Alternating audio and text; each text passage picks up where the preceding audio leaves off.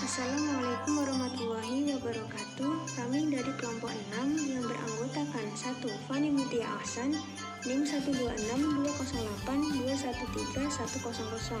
Yang kedua, Emma Rizkianti, NIM 12620821204. Yang ketiga, Muhammad Ismail, NIM 1262082111020. Yang keempat, Zila Eliana Widyaningrum, NIM 12620821275. Selanjutnya, kelompok kami akan mempresentasikan bab 7 tentang bagaimana dinamika histori konstitusional, sosial politik, kultural, serta konteks kontemporer penegakan hukum yang berkeadilan. Untuk para pemateri, dipersilahkan. A. Konsep dan urgensi pendidikan hukum yang berkeadilan. Konsep berarti pengertian gambaran mental dari objek, proses, pendapat, atau rancangan yang berfungsi agar segala kegiatan berjalan secara sistematik dan lancar. Hukum berkeadilan adalah hukum yang teratur tanpa menindas martabat kemanusiaan setiap warga masyarakat. Atau dengan kata lain, hukum senantiasa mengabdi kepada kepentingan keadilan, ketertiban, keteraturan, dan kedamaian guna menunjang terwujudnya kesejahteraan bagi masyarakat. Diperlukannya hukum pada setiap negara. Menurut Thomas Hobbes dalam bukunya Leviathan yang berisi Homo homini lupus, yang berarti manusia adalah serigala bagi manusia lainnya. Maksudnya yaitu setiap manusia memiliki keinginan dan nafsu yang berbeda-beda, baik itu nafsu yang baik atau nafsu yang buruk. Sehingga disinilah aturan suatu hukum sangat diperlukan. Yang kedua yaitu menurut Cicero, dia menyatakan ubi societas ibi ius, yang berarti di mana ada masyarakat, di sana ada hukum. Dengan kata lain, hukum sampai saat ini masih diperlukan, bahkan kedudukannya lebih penting serta sangat erat kaitannya dengan tujuan negara. Yang ketiga yaitu menurut Cranenburg, kehidupan manusia tidak cukup dengan hidup aman, teratur, dan tertib, karena masyarakat sangat membutuhkan kesejahteraan di samping keamanannya. Negara Kesatuan Republik Indonesia adalah negara hukum. Artinya, negara yang bukan didasarkan kekuasaan belaka, melainkan negara yang berdasarkan pada suatu hukum. Tujuan negara Republik Indonesia terdapat pada alinea 4 pembukaan Undang-Undang Dasar 1945 yang berisikan yang pertama yaitu melindungi segenap bangsa Indonesia dan seluruh tumpah darah Indonesia. Yang kedua yaitu memajukan kesejahteraan umum. Yang ketiga mencerdaskan kehidupan bangsa. Dan yang terakhir atau yang keempat yaitu ikut melaksanakan ketertiban dunia yang berdasarkan kemerdekaan, perdamaian abadi, dan keadilan sosial. Adapun lembaga peradilan yang diatur oleh Undang-Undang Dasar 1945. Yang pertama yaitu Mahkamah Agung atau MA. Yang kedua yaitu Komisi Yudisial atau KY. Yang ketiga yaitu Mahkamah Konstitusi atau MK dan badan lembaga yang lain-lainnya. 4 fungsi negara Indonesia yang dianut oleh negara-negara di dunia. Yang pertama yaitu melaksanakan penertiban dan keamanan. Yang kedua yaitu mengusahakan kesejahteraan dan kemakmuran rakyatnya. Yang ketiga yaitu pertahanan. Yang keempat yaitu menegakkan keadilan. Dari pelaksanaan keempat fungsi tersebut dimaksudkan untuk mewujudkan adanya kepastian suatu hukum dalam negara. Saya Fani Mutia Ahsan, NIM 12620821310. Di sini saya akan menjelaskan tentang poin kedua yaitu latar belakang diperlukannya penegak hukum yang bersifat keadilan. Indonesia adalah negara hukum, artinya negara yang semua penyelenggara pemerintahan dan kenegaraan serta kemasyarakatannya berdasarkan atas hukum, bukan didasarkan atas kekuasaan belaka. Indonesia diidealkan dan dicita-citakan sebagai suatu negara hukum Pancasila. Namun bagaimana ide negara hukum itu selama ini belum pernah dirumuskan secara komprehensif. Yang ada hanya pembangunan bidang hukum yang bersifat sektoral. Untuk hukum berfungsi sebagai sarana bergerak, maka hukum harus dapat ditegaskan, dan untuk itu hukum harus diterima sebagai salah bagian dari sistem nilai kemasyarakatan yang bermanfaat bagi masyarakat. Penegakan hukum merupakan salah satu usaha untuk mencapai atau menciptakan tata tertib, keamanan, dan ketentraman dalam masyarakat, baik itu merupakan usaha pencegahan maupun pemberantasan atau penindakan setelah terjadinya pelanggaran hukum. Dengan perkataan lain, baik secara preventif maupun represif. Tugas utama penegak hukum adalah untuk mewujudkan keadilan. Karenanya, dengan penegakan hukum, itulah hukum menjadi kenyataan. Karena itu, agar hukum dapat ditegakkan, maka perlu pencerahan pemahaman hukum bahwa sesungguhnya hukum itu tidak lain adalah sebuah pilihan keputusan. Sehingga apabila salah memilih keputusan dalam sikap dan perilaku nyatanya, maka berpengaruh dalam buruk terhadap penampilan hukum di Indonesia. Setelah mempelajari materi sebelumnya, dalam benak kalian pasti muncul pertanyaan tentang mengapa diperlukannya penegak hukum yang bersifat keadilan. Kalian bisa melihat gambar berikut ini.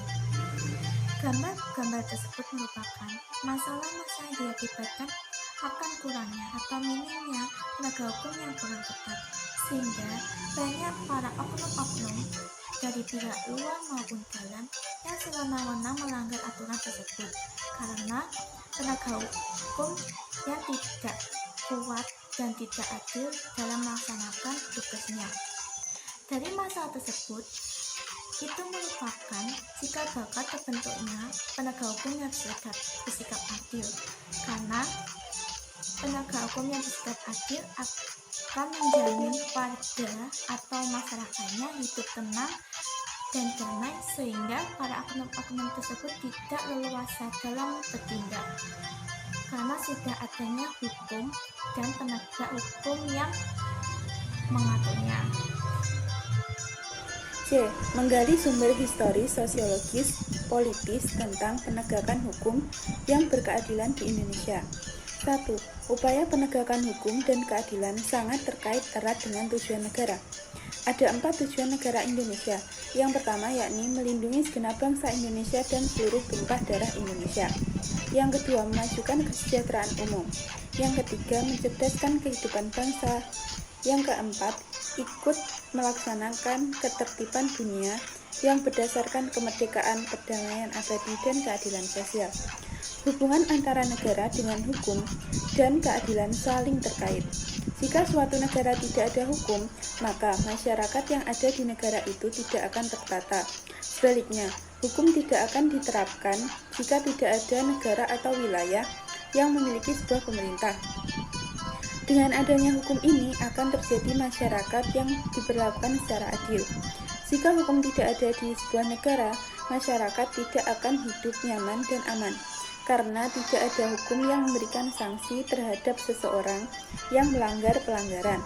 Jadi, sebuah negara tidak akan berdiri jika tidak ada hukum di sebuah negara, dan hukum tidak akan diterapkan jika tidak ada negara. Yang kedua, agar negara dapat melaksanakan tugas dan tujuannya, maka disusunlah peraturan-peraturan yang disebut peraturan hukum dan juga peraturan perundang-undangan. Dalam pembentukan peraturan perundang-undangan harus berdasarkan pada asas pembentukan peraturan perundang-undangan, yakni kejelasan tujuan, kelembagaan atau organ pembentuk yang tepat, kesesuaian antara jenis dan materi muatan, lalu dapat dilaksanakan kedayagunaan dan kehasilgunaan, kejelasan rumusan keterbukaan. Ada sejumlah fungsi dalam peraturan perundang-undangan, yakni mengatur hubungan antara manusia dalam hidup bermasyarakat, menjaga dan melindungi hak-hak warga negara, menyelesaikan masalah atau sengketa-sengketa secara adil, mengatur jalannya pemerintahan negara. Ada 3 syarat penegakan hukum. Yang pertama yakni kepastian hukum. Menurut Utrecht, kepastian hukum mengandung dua pengertian. Pertama, adanya aturan yang bersifat umum, membuat individu mengetahui perbuatan apa yang boleh atau tidak boleh dilakukan. Dan kedua, berupa keamanan hukum bagi individu dari kesewenangan pemerintah. Karena dengan adanya aturan yang bersifat umum, itu individu dapat mengetahui apa saja yang boleh dibebankan atau dilakukan oleh negara terhadap individu. Sifat umum dari aturan-aturan hukum membuktikan bahwa hukum tidak bertujuan untuk mewujudkan keadilan atau kemanfaatan, melainkan semata-mata untuk kepastian hukum. 2. Kemanfaatan hukum adalah asas yang menyertai asas keadilan dan kepastian hukum. Dalam melaksanakan asas kepastian hukum dan asas keadilan, seyogianya dipertimbangkan asas kemanfaatan. Contoh konkret misalnya, dalam menerapkan ancaman pidana mati kepada seseorang yang telah melakukan pembunuhan, dapat mempertimbangkan kemanfaatan. Penjatuhan hukuman kepada terdakwa sendiri dan masyarakat. Kalau hukuman mati dianggap lebih bermanfaat bagi masyarakat, hukuman mati itulah yang dijatuhkan. Yang ketiga, keadilan hukum menurut L.J. van Apeldoorn tidak boleh dipandang sama arti dengan penyamarataan. Keadilan bukan berarti bahwa tiap-tiap orang memperoleh bagian yang sama. Maksudnya, keadilan menuntut tiap-tiap perkara harus ditimbang tersendiri. Artinya, adil bagi seseorang belum tentu adil bagi yang lainnya. Lembaga pertama yaitu kepolisian. Kepolisian negara ialah alat negara penegak hukum yang terutama bertugas memelihara keamanan dan ketertiban di dalam negeri. Dalam kaitannya dengan hukum, khususnya hukum acara pidana, kepolisian negara bertindak sebagai penyelidik dan penyidik. Tugas dan wewenang polisi dalam penyelidik dan penyidik termuat dalam pasal 4 Undang-Undang Nomor 8 Tahun 1981 tentang Undang-Undang Hukum Acara Pidana KUHP dan pasal 6 Undang-Undang Nomor 8 Tahun 1981. Peran Kepolisian Negara Republik Indonesia termuat dalam pasal 16 Undang-Undang Dasar Republik Indonesia Nomor 2 Tahun 2002, kewenangan Kepolisian RI. Lalu, wewenang dan tugas polisi yaitu 1. Melakukan penangkapan, penahanan, penggeledahan, dan penyitaan. 2. Melarang setiap orang meninggalkan atau memasuki tempat kejadian perkara untuk kepentingan penyidik. 3. Membawa dan menghadapkan orang kepada penyelidik dalam rangka penyelidikan. Yang keempat, menyuruh berhenti orang yang dicurigai dan menanyakan serta memeriksa tanda pengenal diri. Kelima, melakukan pemeriksaan dan penyitaan surat. Keenam, memanggil orang untuk didengar dan diperiksa sebagai tersangka atau saksi. Yang ketujuh, mendatangkan orang ahli yang diperlukan dalam hubungannya dengan pemeriksaan perkara. Yang kedelapan, mengadakan penghentian penyelidik. Yang terakhir, menyerahkan berkas perkara kepada penuntut umum. Lembaga penegak hukum selanjutnya yaitu Kejaksaan.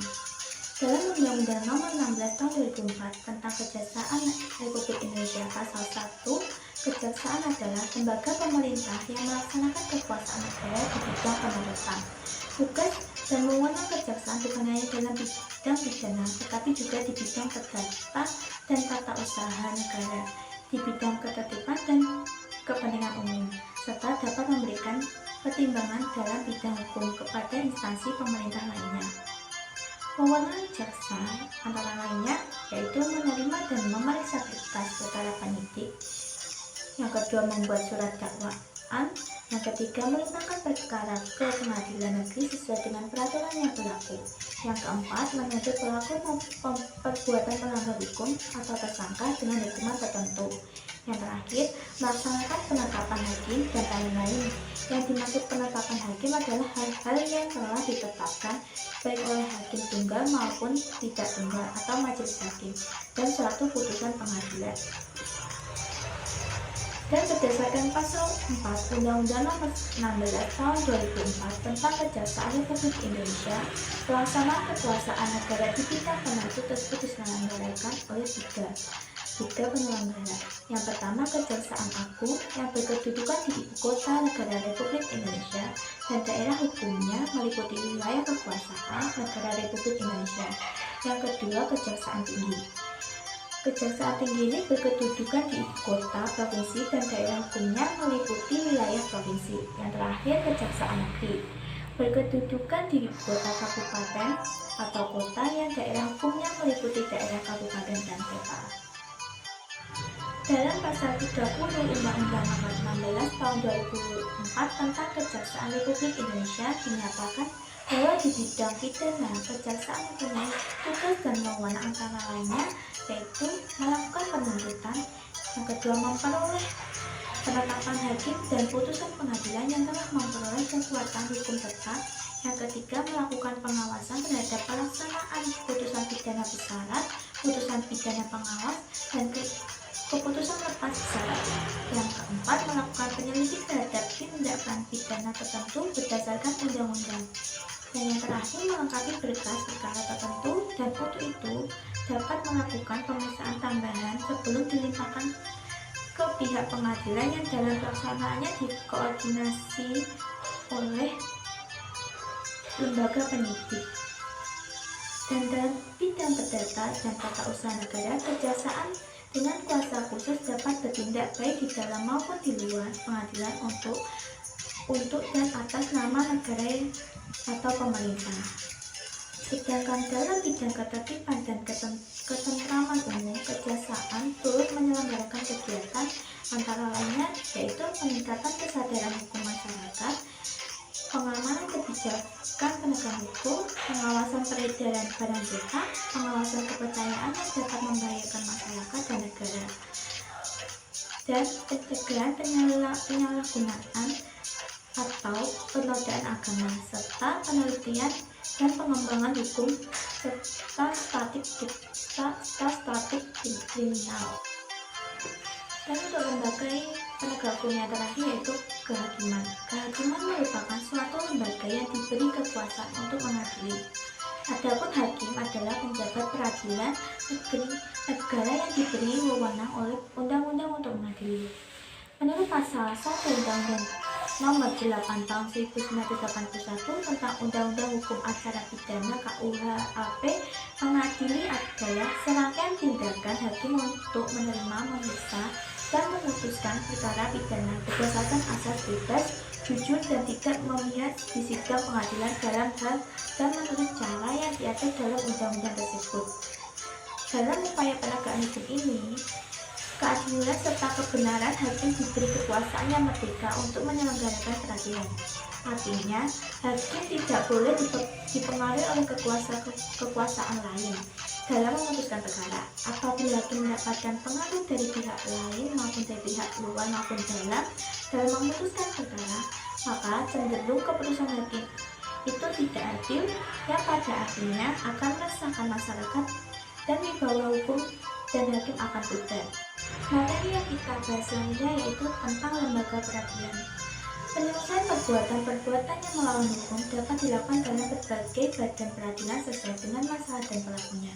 Dalam bagian pertimbangan Undang-Undang Nomor 48 Tahun 2009 tentang kekuasaan kehakiman, ditegaskan bahwa kekuasaan kehakiman menurut Undang-Undang Dasar Negara Republik Indonesia tahun 1945 merupakan kekuasaan merdeka yang dilakukan oleh sebuah mahkamah agung dan badan peradilan yang berada di bawahnya dalam lingkungan peradilan umum, lingkungan peradilan agama, lingkungan peradilan militer, lingkungan peradilan tata usaha negara, dan oleh sebuah mahkamah konstitusi untuk menyelenggarakan peradilan guna menegakkan hukum dan keadilan.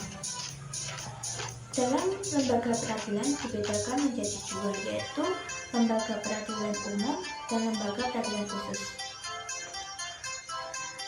Lembaga peradilan umum ini merupakan wilayah lingkungan ini merupakan peradilan bagi rakyat pada umumnya baik mengenai perkara perdata maupun perkara pidana. Sedangkan untuk lembaga peradilan khusus ini bertempatan pada wilayah untuk mengadili perkara-perkara tertentu atau mengadili golongan atau kelompok rakyat tertentu. Pembagian Peradilan umum ini ada pengadilan negeri, pengadilan tinggi, dan pengadilan kasasi dan penasihat hukum. Sedangkan untuk peradilan khusus ini terdapat beberapa macam, yaitu peradilan agama, peradilan militer, dan peradilan tata negara atau tata usaha negara. Untuk pembahasan pertama yaitu tentang peradilan umum. Untuk menyelesaikan perkara-perkara yang termasuk wewenang peradilan umum digunakan beberapa tingkat atau badan pengadilan, yaitu yang pertama pengadilan negeri. Pengadilan negeri ini biasa kita kenal dengan istilah pengadilan tingkat pertama yang wewenangnya meliputi satu daerah tingkat 2. Adapun fungsi pengadilan negeri adalah memeriksa dan memutuskan serta menyelesaikan perkara dalam tingkat pertama dari segala perkara perdata dan perkara pidana sipil untuk semua golongan penduduk. Yang kedua yaitu pengadilan tinggi. Pengadilan tinggi ini ialah mengadili pada tingkat kedua atau tingkat banding suatu perkara perdata atau perkara pidana yang telah diadili atau diputuskan oleh pengadilan negeri. Pengadilan tinggi hanya memeriksa atas dasar pemeriksaan berkas perkara saja, kecuali bila pengadilan tinggi merasa perlu untuk langsung mendengarkan para pihak yang berperkara. Daerah hukum pengadilan tinggi pada asasnya adalah meliputi satu daerah tingkat 1. Menurut Undang-Undang Nomor 2 Tahun 1986, tugas dan wewenang pengadilan tinggi ini adalah yang pertama memeriksa, memutuskan, dan menyelesaikan perkara pidana dan perdata di tingkat banding. Yang kedua, mengadili di tingkat pertama, dan terakhir, sengketa kewenangan mengadili antara pengadilan negeri di daerah hukumnya. Yang ketiga yaitu pengadilan tingkat kasasi. Pengadilan tingkat kasasi ini biasa kita kenal dengan sebutan pengadilan Mahkamah Agung di negara kita. Mahkamah Agung merupakan badan pengadilan yang tertinggi dengan berkedudukan di ibu kota negara Republik Indonesia. Oleh karena itu, daerah hukumnya meliputi seluruh Indonesia. Untuk tugas dan wewenang dari Mahkamah Agung ini yaitu antara lainnya yaitu permohonan kasasi, yang kedua sengketa tentang kewenangan mengadili, dan yang ketiga tentang permohonan peninjauan kembali putusan pengadilan yang telah mempunyai kekuatan hukum tetap. Dalam menegakkan hukum dan keadilan, hakim berkewajiban untuk memeriksa dan mengadili setiap perkara yang diajukan. Oleh karena itu, hakim atau pengadilan tidak boleh menolak untuk memeriksa dan mengadili perkara yang diajukan dengan alasan hukumnya tidak atau kurang jelas. Untuk itu, hakim diperbolehkan untuk menemukan atau membentuk hukum melalui penafsiran hukum dengan tetap memperhatikan perasaan keadilan dan kebenaran. Yang keempat yaitu penasihat hukum. Penasihat hukum merupakan istilah yang ditujukan kepada pihak atau orang yang memberikan bantuan hukum. Yang dimaksud penasihat hukum menurut KUHP adalah seorang yang memenuhi syarat yang ditentukan oleh atau berdasar undang-undang untuk memberi bantuan hukum. Diperbolehkannya menggunakan penasihat hukum bagi tertuduh atau terdakwa merupakan realisasi dari salah satu asas yang diakui dalam hukum acara pidana yang menyatakan bahwa setiap orang yang tersangkut perkara wajib diberi kesempatan untuk mendapatkan bantuan hukum yang semata-mata diberikan untuk melaksanakan kepentingan pembalasan atas dirinya. Adapun beberapa prinsip yang harus diperhatikan. Yang pertama yaitu penegak hukum yang memeriksa tersangka atau terdakwa wajib memberi kesempatan kepada terdakwa untuk memperoleh bantuan hukum. Yang kedua, bantuan hukum tersebut merupakan usaha untuk membela diri. Dan yang terakhir, tersangka atau terdakwa berhak dan bebas untuk memilih sendiri penasihat hukum. Itulah tingkatan dari peradilan umum. Yang kedua yaitu peradilan khusus. Peradilan khusus ini dibagi menjadi 3, yaitu yang pertama peradilan agama. Peradilan agama terbaru diatur dalam Undang-Undang Nomor 50 Tahun 2009. Berdasarkan undang-undang tersebut, peradilan agama bertugas dan berwenang memeriksa perkara-perkara di tingkat pertama antara orang-orang yang beragama Islam di bidang perkawinan, kewarisan, wasiat dan hibah, serta wakaf dan sedekah. Yang kedua yaitu peradilan militer. Wewenang peradilan militer menurut Undang-Undang Darurat Nomor 16 Tahun 1950 yang telah diperbarui menjadi Undang-Undang Nomor 31 Tahun 1997 tentang peradilan militer adalah memeriksa dan memutuskan perkara pidana terhadap kejahatan atau pelanggaran yang dilakukan oleh seorang yang pada waktu itu adalah anggota perang Republik Indonesia. Yang kedua, seorang yang pada waktu itu orang yang oleh Presiden dengan peraturan pemerintah ditetapkan sebagai Angkatan Perang Republik Indonesia. Yang ketiga yaitu suatu golongan yang dipersamakan atau dianggap sebagai Angkatan Perang Republik Indonesia atau berdasarkan undang-undang. Yang keempat atau yang terakhir, orang yang tidak termasuk golongan tersebut di atas yang 1, 2, 3 tetapi atas keterangan menteri kehakiman harus diadili oleh pengadilan dalam lingkungan peradilan militer. Dan yang terakhir yaitu peradilan tata usaha negara. Peradilan tata usaha negara diatur Undang-Undang Nomor 5 Tahun 1985 yang telah diperbarui menjadi Undang-Undang Nomor 9 Tahun 2009. Dalam pasal 1 ayat 1 disebutkan bahwa tata usaha negara adalah administrasi negara yang melaksanakan fungsi untuk menyelenggarakan urusan pemerintahan baik di pusat maupun di daerah. Tugas dari peradilan tata usaha negara ini untuk mengadili perkara atas perbuatan melawan hukum yang dilakukan oleh pegawai tata usaha negara. Dalam peradilan tata usaha negara ini yang menjadi tergugat bukan hanya orang atau pribadi, tetapi badan atau penjabat tata usaha negara yang mengeluarkan keputusan berdasarkan wewenang ada pada atau dilimpahkan kepadanya. Sebagai pihak penggugat dapat dilakukan oleh orang atau badan hukum tertentu. D. Membangun argumen tentang dinamika dan tantangan penegakan hukum yang berkeadilan di Indonesia. Sebagai masyarakat yang hidup di sebuah negara yang menjunjung tinggi suatu hukum, tentunya kita mengharapkan untuk menyaksikan implementasi hukum secara optimal di negara Indonesia. Penegakan hukum di Indonesia terdapat pada undang-undang yang berfungsi untuk mengatur kehidupan suatu negara. Dengan adanya hukum dan peraturan yang mendasari kelangsungan negara Indonesia, semua lapisan masyarakat pasti menginginkan negara yang mampu menegakkan suatu hukum. Namun sampai saat ini kita masih menghadapi banyak tantangan dalam penegakan hukum di Indonesia. Contohnya tantangan penegakan hukum di Indonesia yang pertama yaitu undang-undang. Undang-undang yang seharusnya menjalankan fungsi sebagai dasar penegakan hukum di Indonesia justru menjadi salah satu hal yang menimbulkan tantangan di dalam implementasi penegakan hukum. Hal ini disebabkan oleh fakta yang menunjukkan adanya undang-undang yang menggunakan kata-kata multi-interpretasi atau multi-tafsir. Sebagai contoh adalah Undang-Undang Nomor 9 Tahun 1960 Pasal 8 Ayat 1 yang menyatakan bahwa pemerintah akan membantu pengobatan dan perawatan untuk warga negara yang sedang sakit supaya warga negara tersebut menanggung biaya pengobatan dan perawatan seringan-ringannya. Sekilas peraturan tersebut menunjukkan keterlibatan negara terkait dengan kesehatan masyarakatnya.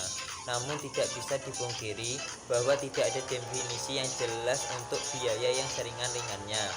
Hal seperti ini tentu saja menjadi penyebab munculnya kesulitan dalam mempraktekkan undang-undang tersebut.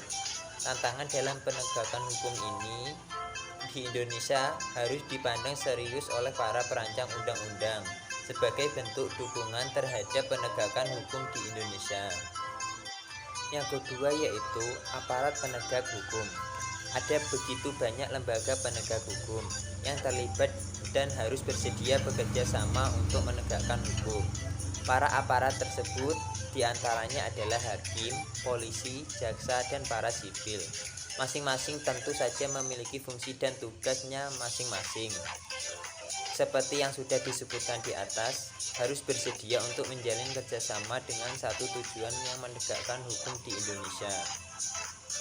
Sayangnya, pihak-pihak tersebut yang tanggung jawabnya sudah diatur oleh pemerintah justru juga ditemukan melakukan pelanggaran terhadap hukum. Kita tentu tidak asing mendengar kasus-kasus mengenai hakim yang tersangkut kasus korupsi, dan hal ini tentu diatur dalam Undang-Undang tentang Korupsi. Hal ini menjadikan bukti bahwa masih ada aparat-aparat yang tidak berintegritas dan tidak berkomitmen terhadap tugasnya, yang menduduki posisi-posisi yang seharusnya bisa diandalkan dalam melakukan penegakan hukum di Indonesia. Adanya tantangan penegakan hukum di Indonesia yang disebabkan oleh para aparat hukum adalah sesuatu hal yang ironis. Harus ada perbaikan, salah satunya dalam sistem perekrutan para aparat tersebut. Yang ketiga yaitu fasilitas. Kita dapat melihat dan mengalami bagaimana zaman sudah semakin berkembang. Ada begitu banyak kegiatan yang dimudahkan dengan adanya sistem yang baik. Sistem dalam hal ini tentu saja sistem yang sudah termodernisasi dan memanfaatkan internet. Sayangnya, dalam hal ini penegakan hukum sampai saat ini belum tersedia sarana yang mengandalkan teknologi terkini. Padahal, dengan adanya sarana tersebut, pelaksanaan penegakan hukum akan sangat terbantu. Salah satu contohnya adalah dalam hal memantau kejahatan atau tindakan pelanggaran hukum yang dilakukan melalui penggunaan internet. Perlunya penggunaan teknologi yang canggih adalah suatu hal yang tidak bisa disangkal, karena dengan perkembangan yang terus terjadi, penegak hukum dan semua pihak yang terkait harus bersedia beradaptasi untuk memperbarui fasilitas atau sarana yang mereka gunakan supaya bersama-sama dapat menghadapi tantangan dalam penegakan hukum di Indonesia. Yang keempat yaitu masyarakat. Masyarakat Indonesia adalah masyarakat yang sangat beragam. Ada begitu banyak ragam budaya, tradisi, dan kepercayaan di tengah-tengah masyarakat. Selain hal-hal tersebut, ada juga faktor lain yang membedakan antara anggota masyarakat, yaitu pendidikan. Masyarakat kalangan menengah ke atas adalah mereka yang menerima pendidikan layak guna. Pentingnya pendidikan bagi manusia untuk menjalankan kehidupan sehari-hari. Hal ini bertolak belakang dengan kalangan menengah ke bawah yang umumnya tidak mendapatkan pendidikan sampai jenjang yang tinggi dan tidak mendapatkan cukup paparan dari sumber informasi yang valid. Dengan adanya keterbatasan pengetahuan dan informasi, membuat adanya perbedaan perilaku terhadap peraturan. Masyarakat yang berpendidikan lebih memiliki kecenderungan untuk menaati peraturan daripada masyarakat yang tidak memperoleh pendidikan yang lebih rendah. Jika tidak ada kesadaran akan pentingnya masyarakat yang tertib dan tata hukum, maka akan timbul kasus-kasus pelanggaran hukum. Pencegahan untuk mengatasi hal ini tentunya bisa dilakukan. Salah satunya yaitu dengan pemberian penyuluhan oleh aparat hukum yang menjadi tujuan pendidikan kewarganegaraan. Yang kelima yaitu budaya. Budaya yang dilakukan oleh suatu kelompok masyarakat menunjukkan nilai-nilai yang mereka percayai. Mereka akan melaksanakan hal-hal yang mereka anggap baik dan menghindari hal-hal yang mereka anggap buruk. Namun, sayangnya ada budaya yang dalam implementasinya seringkali menimbulkan masalah, yaitu budaya kompromi. Kompromi dilakukan terhadap pelanggaran hukum yang dianggap pelanggaran kecil. Namun, suatu hal yang terus-menerus dilakukan akan membentuk kebiasaan yang kemudian berkembang menjadi budaya. Sama seperti budaya suap yang masih terus terjadi. Contoh yang paling sering kita temui adalah pengendaraan bermotor yang memberikan suap kepada polisi lalu lintas sebagai ganti tidak dikenakan tilang.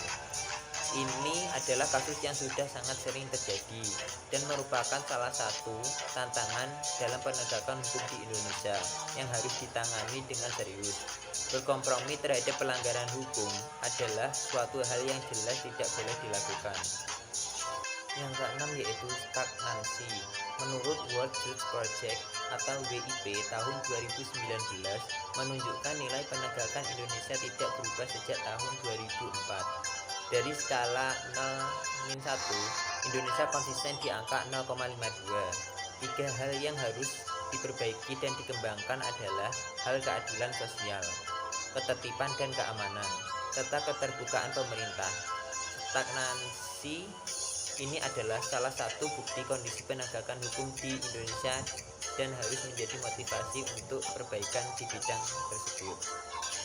Saya Zila Eliana Widianingrum akan menyampaikan materi tentang mendeskripsikan esensi dan urgensi penegakan hukum berkeadilan Indonesia. Yang pertama mengenai esensi dan urgensi. Esensi adalah apanya kenyataan, yaitu hakikatnya. Pengertian mengenai esensi berubah sesuai dengan konsep penggunaannya, sehingga esensi adalah pada konsepnya sendiri. Sedangkan urgensi berasal dari kata bahasa Inggris yaitu urgen yang artinya mendesak. Mendesak berarti sesuatu yang mendesak atau bersifat mendesak dan harus segera ditunaikan. Dan pernahkah Anda berpikir seandainya di sebuah negara atau bangsa tidak ada peraturan hukum?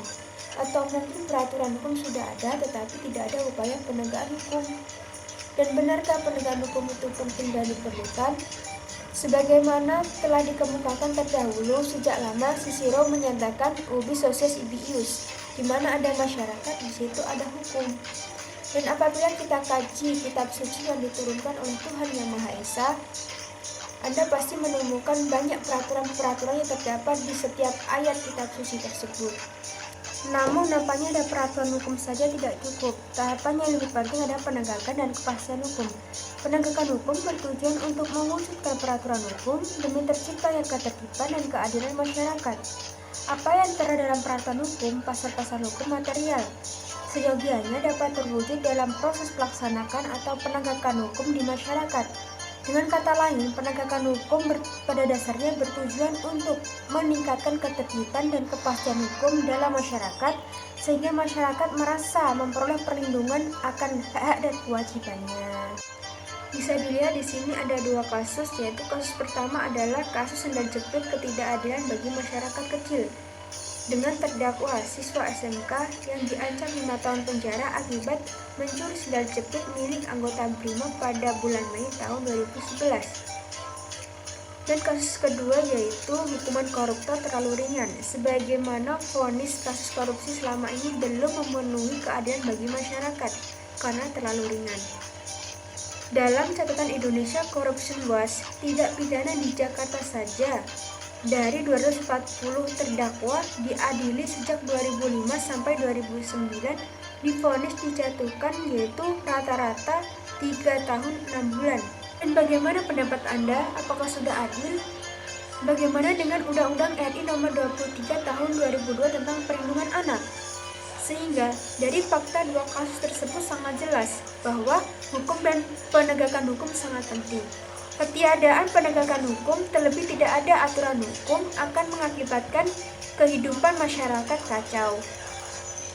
Negara bangsa Indonesia sebagai negara modern dengan menganut sistem demokrasi konstitusional telah memiliki sejumlah peraturan perundangan, lembaga-lembaga hukum, badan-badan lainnya, dan aparatur penegak hukum. Namun, demi kepastian hukum untuk memenuhi rasa keadilan masyarakat, upaya penegakan hukum harus selalu dilakukan secara terus-menerus.